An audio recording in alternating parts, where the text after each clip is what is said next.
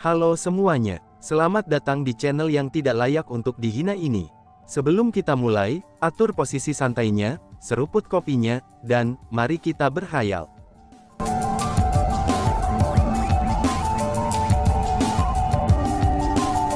Melanjutkan cerita sebelumnya, setelah pembentukan formasi kuno ditembus, biksu tua itu berdiri. Setelah dia berdiri, total 100 gerbang roh dunia muncul di sampingnya. Saat berikutnya, 100 roh dunia iblis yang telah menyembunyikan diri, mereka semua mulai muncul. Mereka mulai memasuki gerbang roh dunia secara berturut-turut. Setelah selesai melakukan hal-hal itu, bikau tua itu berjalan menuju peti mati. Setelah peti mati dibuka, Chu Feng menemukan bahwa seorang wanita berbaring di peti mati. Wanita ini sangat menyenangkan dan terlihat manis. Dia mengenakan rok merah, tampak sangat alami, tidak terkendali, dan mengeluarkan udara yang halus. Dia adalah kecantikan yang jarang terlihat. Namun sayangnya, dia sudah mati. Meskipun mayatnya tidak rusak, tapi Chu Feng bisa mengatakan bahwa dia sudah mati untuk waktu yang sangat lama. Namun jika dibandingkan dengan wanita itu, Chu Feng lebih terkejut dengan mutiara yang dipegangnya di antara kedua tangannya. Mutiara itu sangat besar, dan hanya bisa dibawa dengan dua tangan. Itu jugalah yang menjadi alasan, mengapa Chu Feng bisa segera melihatnya. Bagian luar mutiara itu agak transparan. Namun demikian, di dalam mutiara itu ada seperti pusaran. Pusaran itu perlahan berputar, dan tampak agak aneh. Selanjutnya, itu memancarkan aura yang tidak bisa dipahami. Meskipun Chu Feng tidak dapat menentukan penggunaan mutiara itu, tapi Chu Feng dapat memastikan bahwa mutiara itu adalah harta yang lebih berharga daripada semua harta di luar peti mati. Apakah kamu ingin tahu siapa dia? Biksu tua itu bertanya kepada Chu Feng. Siapa dia? Tanya Chu Feng. Dia adalah wanita iblis yang ingin kamu bunuh, kata biksu tua itu. Bagaimana mungkin? Dia jelas sudah mati sejak lama, kata Chu Feng sambil menunjuk mayat di peti mati. Memang benar, dia sudah lama meninggal. Namun demikian, itu tidak berarti bahwa dia bukan wanita iblis yang ingin kamu bunuh, kata biksu tua itu sambil tersenyum.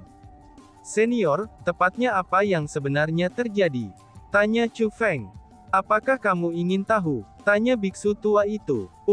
Chu Feng mengangguk. Wanita iblis ini bernama Zhao Hong. Dia adalah putri dari Master Sekte Reinkarnasi, penguasa alam atas reinkarnasi.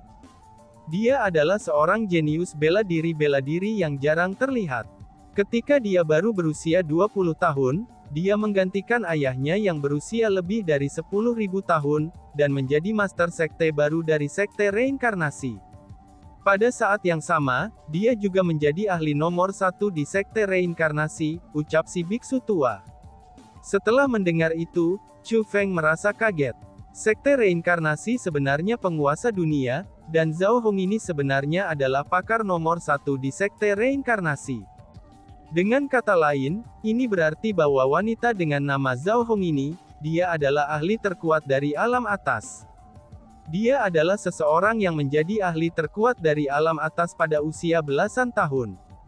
Dan itu menunjukkan bahwa, betapa kuat keberadaannya. Pada saat itu, Chu Feng akhirnya menyadari apa artinya menjadi jenius. Jika dibandingkan dengan jenius yang sebenarnya, dia sama sekali tidak berharga. Karena Zhao Hong memiliki bakat luar biasa, dia tentu juga akan merasa bangga dan sombong. Dengan demikian, tidak ada seorang pun pria di alam atas reinkarnasi yang dapat menangkapnya. Namun secara kebetulan, dia tiba di alam atas semua surga, dan mengenal jenius terkuat dari alam atas semua surga, yaitu Liu Shou. Zhao Hong dan Liu Shou adalah pasangan yang ideal. Selanjutnya, mereka jatuh cinta pada pandangan pertama. Segera, mereka berdua memasuki sungai cinta. Namun sayangnya, Zhao Hong diajari oleh ayahnya sejak dia masih kecil untuk waspada terhadap orang luar. Karena itulah, dia bukan seseorang yang akan dengan mudah dipercaya. Meskipun dia tahu bahwa cintanya pada Liu Shou itu nyata, tapi dia masih berjaga-jaga terhadapnya sepanjang waktu. Hanya pada hari pernikahan mereka, Zhao Hong benar-benar menurunkan penjagaannya terhadap Liu Shou. Namun demikian, dia tidak akan pernah berpikir bahwa dia akan berakhir diracuni oleh Liu Shou, itu pada malam pernikahan mereka. Ternyata Liu Shou memiliki ambisi penuh semangat, dan tidak pernah benar-benar mencintai Zhao Hong. Dia telah mendekati semuanya, itu hanya demi mendapatkan mutiara reinkarnasi. Zhao Hong sangat berduka setelah menemukan kebenaran itu, dan dia pun merasakan kebencian luar biasa terhadap penipuan Liu Shou. Karena itulah, dia menolak memberitahu Liu Shou tentang keberadaan mutiara reinkarnasi. Karena itu jugalah, Liu Shou memutuskan untuk menggunakan segala macam cara untuk mencapai tujuannya. Dia mulai dengan kejam menyiksa anggota keluarga Zhao Hong di depannya, dan meninggalkan mereka dalam kondisi yang menyedihkan, namun tidak membiarkan mereka mati. Akhirnya dia marah karena kurangnya hasil, dan Liu Shou pun memutuskan untuk membunuh semua anggota keluarga Zhao Hong tepat di depannya. Metodenya sangat kejam, sehingga retasan seseorang akan meningkat hanya dengan memikirkannya. Pada saat ayah Zhao Hong terbunuh, garis keturunan Zhao Hong tiba-tiba meledak. Dia berhasil mengatasi racun yang telah menghapus kekuatannya, dan menghancurkan pembentukan formasi yang telah menyegel kultivasinya. Namun sayangnya, Liu Shou itu sangat kuat. Meskipun Zhao Hong telah berhasil mengatasi racun itu, dia masih saja cocok dengan Liu Shou. Pada akhirnya, itu berakhir dengan keduanya terluka, dan tidak ada pemenang yang terlihat. Zhao Hong tahu bahwa tragedi ini disebabkan oleh harta perlindungan sekte reinkarnasi, yaitu mutiara reinkarnasi. Dia tidak berharap agar mutiara reinkarnasi menimbulkan lebih banyak kerusakan. Dengan demikian, ketika dia masih hidup, dia menghilang dengan mutiara reinkarnasi, dan menyembunyikan dirinya di alam biasa 100 penyempurnaan. Pada akhirnya, Zhao Hong akhirnya sekarat. Dia meninggal di sini. Namun demikian, kekuatan mutiara reinkarnasi menyebabkannya bangkit dari kematian. Zhao Hong dilahirkan kembali dengan keluhan. Setelah dia terlahir kembali, dia kehilangan semua ingatannya, dan penampilannya menjadi sangat buruk, dan bahkan menyerupai monster. Itu karena keluhan di kehidupan masa lalunya yang terlalu kuat, sehingga dia mulai membenci pria seperti sekarang. Dia mulai bersukacita dalam membunuh pria, dan mulai memakan daging mereka. Tapi anehnya, saat Zhao Hong makan lebih banyak pria, kultivasinya mulai meningkat. Meskipun itu hanya kebangkitan pertamanya, tapi dia sudah mencapai kondisi di mana tidak ada yang bisa menghentikannya. Untungnya, seorang ahli dari alam atas melewati daerah ini secara kebetulan, dan memenggal kepalanya. Namun setelah membunuh wanita iblis itu, ahli itu juga terluka parah, dan akhirnya mati. Namun sebelum mati, ia menggunakan formasi khusus untuk mengubah tubuhnya, dan kekuatan yang tersisa menjadi mata air dengan air yang mengkhususkan diri dalam mengendalikan pelaku kejahatan. Adapun untuk itu menjadi Demon Radiance Immortal Mountain mata air menundukkan iblis. Namun demikian, wanita iblis itu memiliki mutiara reinkarnasi di tubuhnya yang sebenarnya. Jadi setelah kematiannya, dia bereinkarnasi. Itu bisa dikatakan bahwa dia memiliki tubuh yang abadi. Meskipun dia akhirnya kehilangan semua kekuatannya dengan setiap kebangkitan, dan harus memupuk lagi dari awal, tapi bakatnya tetap sama. Inilah yang membuat kecepatan kultivasinya menjadi sangat cepat. Lebih jauh lagi, meskipun dia melupakan segala hal tentang kehidupan sebelumnya dengan setiap kebangkitan, tapi dia masih memiliki keluhan yang sama. Dengan demikian, setelah dia mendapatkan sejumlah kultivasi, dia akan mulai memburu pria secara naluriah, dan mengulangi apa yang dia lakukan dalam kehidupan sebelumnya, biksu tua itu menjelaskan. Dalam hal itu, ini berarti bahwa wanita iblis tidak dapat dibunuh. Tanya Chu Feng.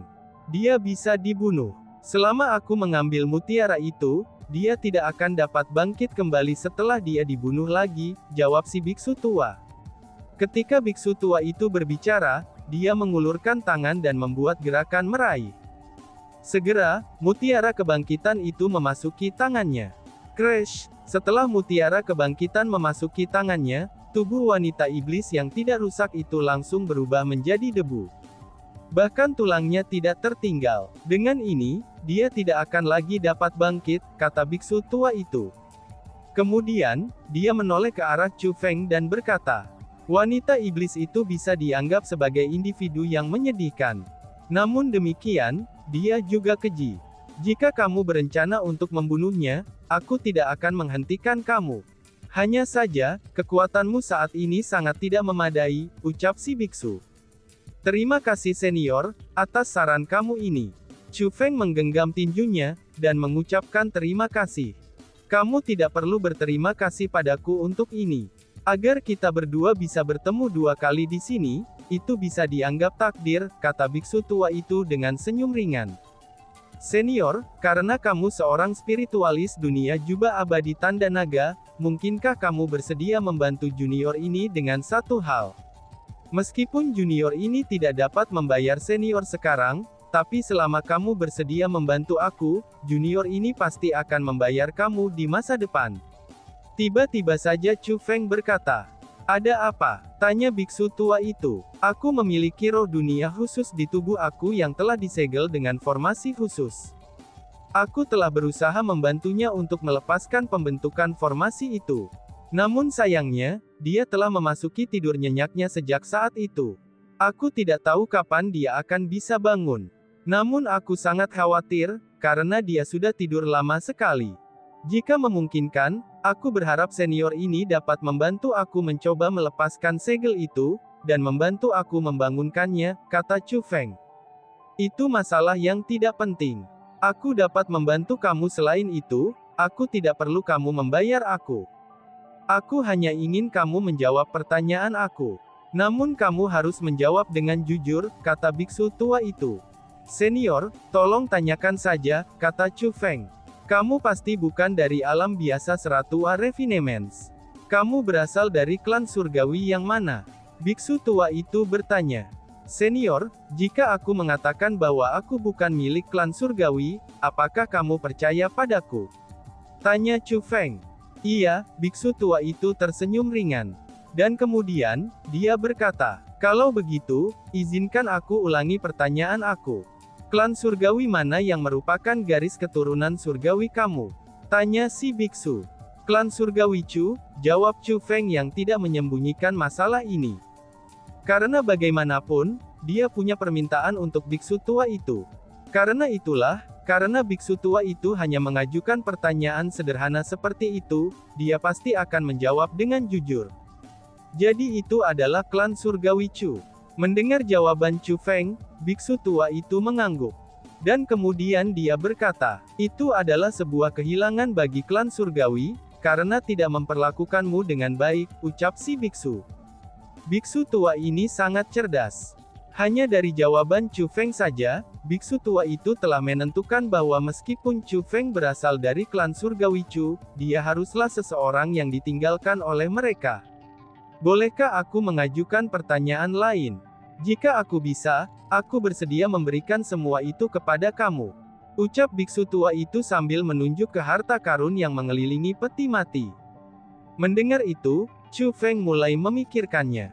Pada akhirnya, dia mengangguk dan berkata, Senior, tolong tanyakan saja, ucap Chu Feng. Dia dapat merasakan bahwa, biksu tua itu tidak tampak seperti orang jahat. Paling tidak, dia tidak memiliki niat jahat terhadapnya. Jika dia melakukannya, dia bisa memaksa Chu Feng untuk memberitahunya apa yang ingin dia ketahui. Tidak perlu baginya untuk melakukan pertukaran dengan Chu Feng. Selain itu, ada banyak harta yang tidak dimiliki Chu Feng di antara harta yang ada di sana. Itu adalah harta yang akan berguna bagi Chu Feng untuk mengatur formasi spiritual, memperbaiki senjata, dan meramu pil obat. Yang paling penting adalah, ada banyak sumber daya kultivasi di antara harta itu. Jika Chu Feng memperbaiki semua sumber daya kultivasi itu, ia pasti akan mendapat manfaat dari mereka. Bahkan mungkin baginya untuk mengumpulkan energi alami yang cukup di dantiannya, dan kemudian menerobos ke peringkat 4,5 martial ancestor. Apakah ayahmu bernama Chu Xuan Yuan? Tanya biarawan tua itu. Senior, bagaimana kamu bisa menebaknya dengan benar, seru Chu Feng. Bahkan ekspresi Chu Feng segera berubah. Lagi pula, dia tidak pernah menyebutkan masalah ini kepada siapapun. Hahaha, ada banyak orang yang tahu tentang Chu Xuanyuan. Namun demikian, hanya beberapa orang yang tahu bahwa Chu Xuanyuan adalah seseorang yang terlatih dalam teknik misterius hukuman ilahi. Secara kebetulan, aku adalah salah satu dari sedikit orang itu. Adapun kamu adalah seseorang dari klan surgawi Chu, dan juga seseorang yang melatih dalam teknik misterius hukuman ilahi. Dengan demikian, kemungkinan terbesarnya adalah kamu putra Chu Xuanyuan. Karena bagaimanapun, tidak mungkin bagi orang lain di klan surgawi yang memenuhi syarat untuk berlatih dalam teknik hukuman ilahi misterius, kata biksu tua itu dengan tawa ringan. Senior, mungkinkah kamu adalah teman ayahku? Tanya Chu Feng. Teman ya. Mendengar pertanyaan itu, biksu tua itu benar-benar menunjukkan senyum masam. Selanjutnya dia berkata, justru aku ingin menjadi teman ayahmu. Tapi sayangnya, biksu tua ini tidak memenuhi syarat, jawab biksu tua itu.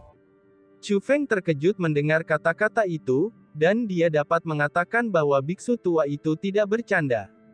Namun demikian, seorang ahli sekuat dirinya sebenarnya tidak memenuhi syarat untuk menjadi teman ayahnya. Lalu, seberapa kuatkah ayahnya? Lupakan saja, biarkan aku melihat roh dunia itu, kata biksu tua itu. Mendengar kata-kata itu, Chu Feng tidak ragu-ragu lagi, dan segera mengeluarkan si ratu yang sedang tidur. Ini sebenarnya adalah roh dunia Asura, seru si biksu tua. Setelah melihat si ratu, biksu tua itu mengungkapkan ekspresi terkejut. Lalu kemudian, dia tersenyum dan berkata kepada Chu Feng, kamu benar-benar luar biasa. Kamu tidak hanya berlatih dalam teknik misterius hukuman ilahi, tapi kamu juga seorang spiritualis dunia Asura. Hanya dalam hal teknik roh dunia saja, kamu akan menjadi lebih kuat dari ayahmu. Namun sepertinya, itu akan sangat sulit bagi kamu untuk mencapai ketinggian ayah kamu. Jalan kultivasi bela diri bukanlah sesuatu di mana pencapaian seseorang akan ditentukan oleh bakat semata. Hahaha, aku sudah bicara terlalu banyak, biksu tua itu tertawa. Lalu kemudian, dia melambaikan lengan bajunya, dan kekuatan spiritual tingkat abadi mengalir darinya. Kekuatan spiritual abadinya segera menyelimuti si ratu. Namun setelah kekuatan spiritual biksu tua itu bersentuhan dengan si ratu, ekspresinya segera berubah. Chu Feng melihat ekspresi canggung dalam tatapan mendalam biksu tua itu. Yush wush wush. Tiba-tiba saja, biksu tua itu melambaikan lengan bajunya berulang kali. Dia benar-benar menarik kekuatan spiritualnya yang menutupi si ratu.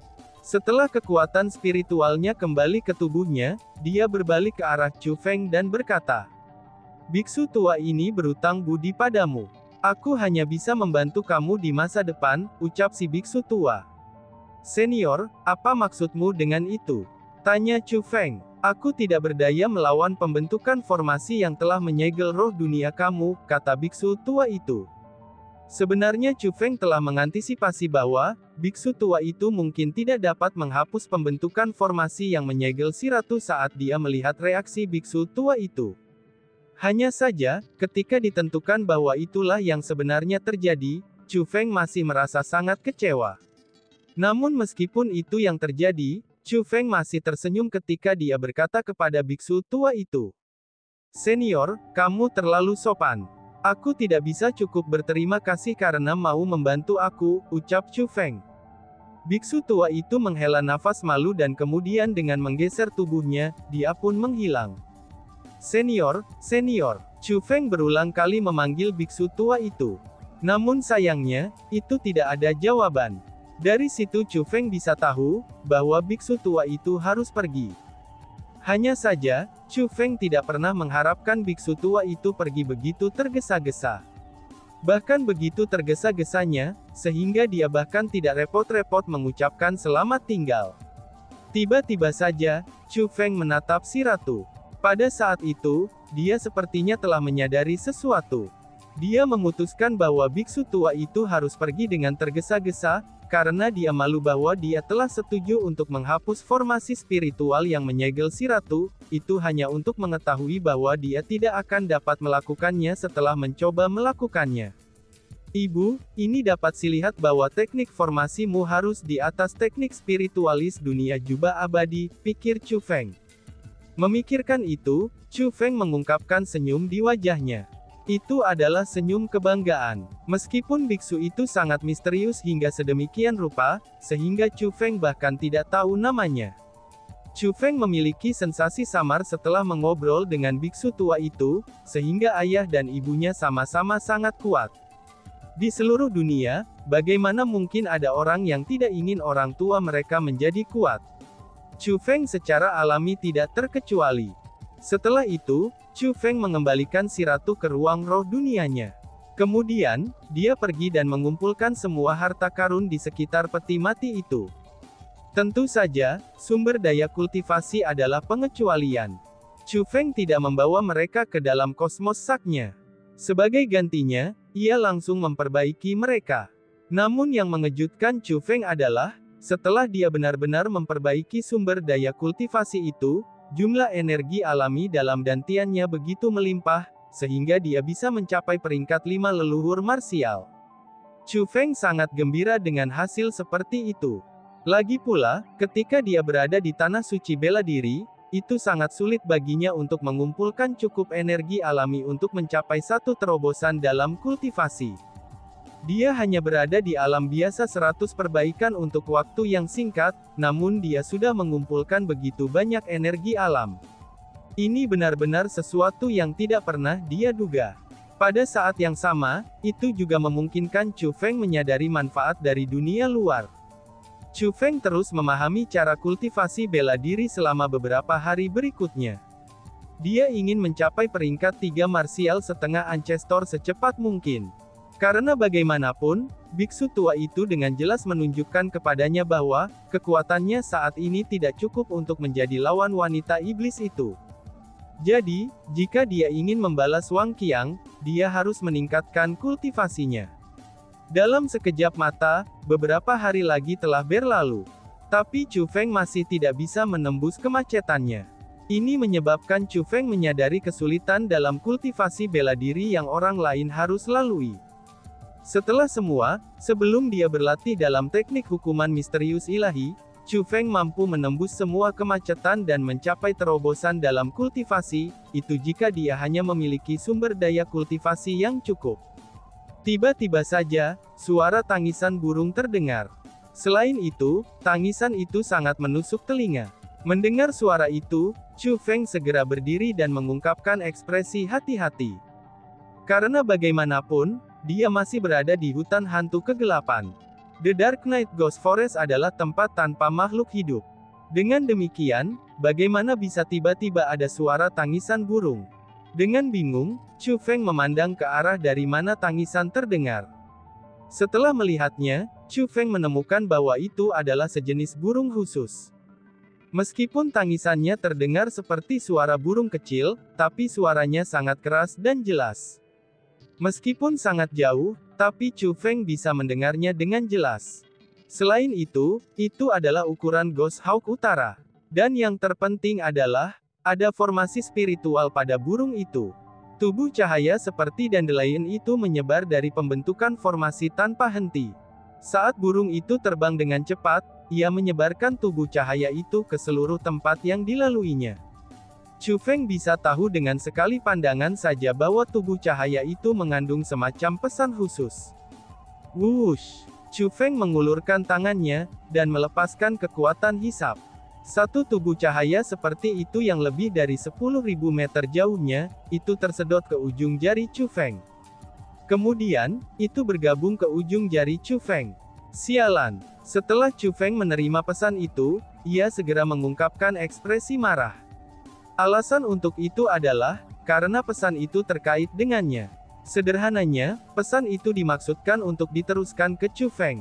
Adapun alasan mengapa Chu Feng sangat marah, itu karena itu bukan kabar baik baginya.